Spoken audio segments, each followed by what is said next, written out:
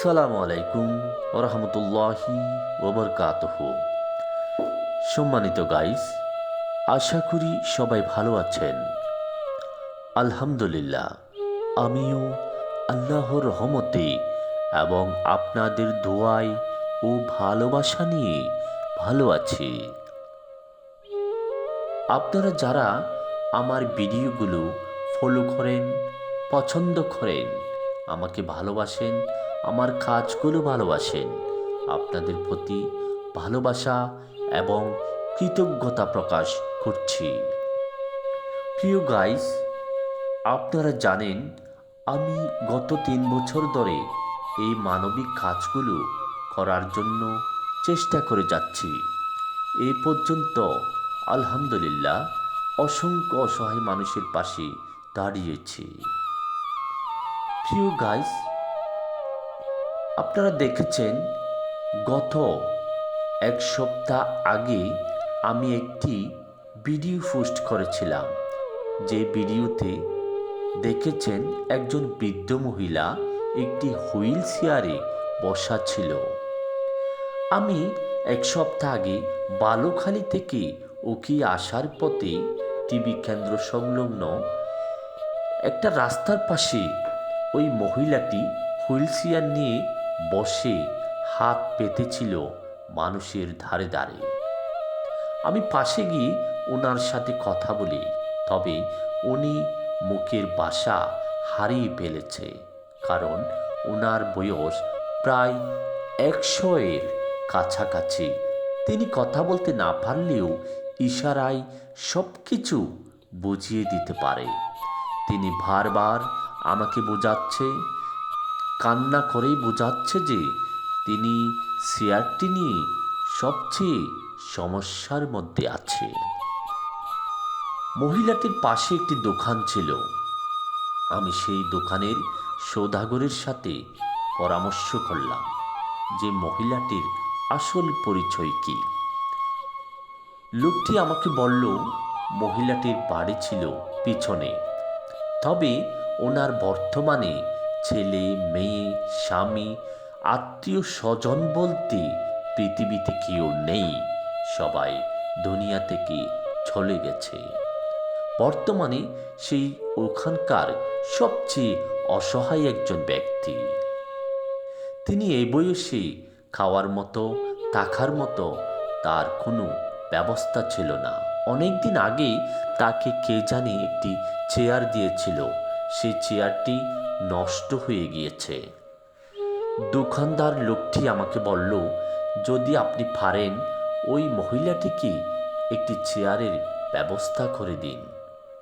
আমি ওনার কথা শুনে ওনার সাথে আলাপ করে ওইখান থেকে চলে আসি।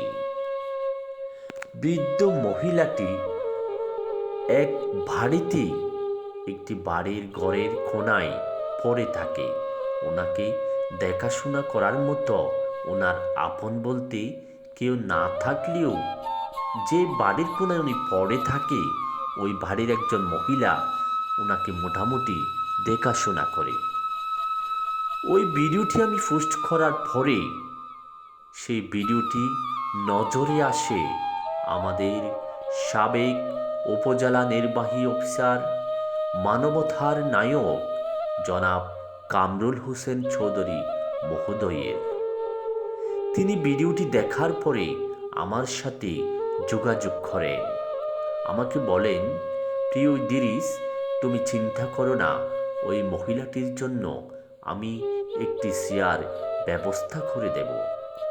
স্যার আমাকে আরও বলল, আমি উখিয়া থেকে চলে আসলেও আমি উখিয়াকে বলিনি, উখিয়ার মানুষকে আমি ভুলিনি। উখিয়ার মানুষগুলো আমার খুব আপন হয়ে উঠেছিল। স্যারের কথা শুনে আমি অত্যন্ত খুশি হয়েছি এবং অনেক কষ্টও পেয়েছি, কারণ স্যার এখন আমাদের উখিয়াতে নেই, তিনি এখন রাঙামাটিতে কর্মরত আছেন।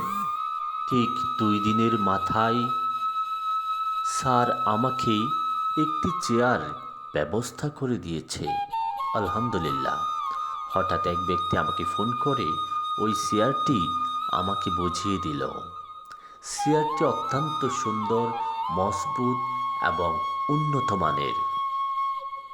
খুব চিন্তা করলাম, আমাদের স্যার উখিয়াতে না থেকেও রাঙ্গামাটি থেকে আমাদের উখিয়ার মানুষের জন্য এমন একটি ভালোবাসা দেখিয়েছে যা আমি ভাষায় প্রকাশ করতে পারবো না। উনি একজন মানবতার নায়ক। উখিয়াতে থাকাকালীন তিনি উখিয়ার প্রতিটি মানুষের অন্তরে জায়গা করে নিয়েছেন। প্রিয় স্যার, আমার পক্ষ থেকে আপনাকে স্যালুট জানাই। এই মহৎ কাজে আপনি আমাকে সবচেয়ে বেশি সহযোগিতা করেছেন। আপনার এই ভালোবাসা আমি কখনোই ভুলতে পারবো না। আমি ওই বৃদ্ধার জন্য চেয়ারটির সাথে আরেকটি ভাইয়ের সহযোগিতা নিয়ে প্রায় 700 টাকার নাস্তাও নিয়ে গিয়েছি এবং আমি নিজেই তার পাশে বসে কিছু নাস্তা তাকে খাওয়ানোর জন্য চেষ্টা করেছি। প্রিয় গাইস, আমার এই কাজগুলো আমি আরও এগিয়ে নিয়ে যেতে পারবো যদি আপনাদের দোয়া, ভালোবাসা এবং সহযোগিতা পাই। প্রিয় স্যার, আপনি উখিয়াতে না থেকেও এত দূর থেকে আবারও আমাদের উখিয়াবাসীর জন্য ভালোবাসা দেখিয়েছেন, যা কখনো ভোলার মতো নয়।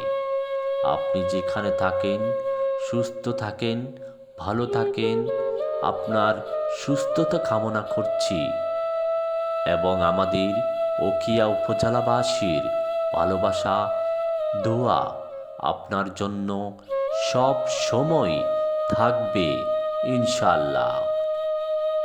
সবাই দোয়া করবেন, ভালো থাকবেন, সুস্থ থাকবেন।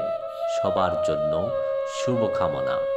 পাশাপাশি আমার জন্য সবাই দোয়া করবেন।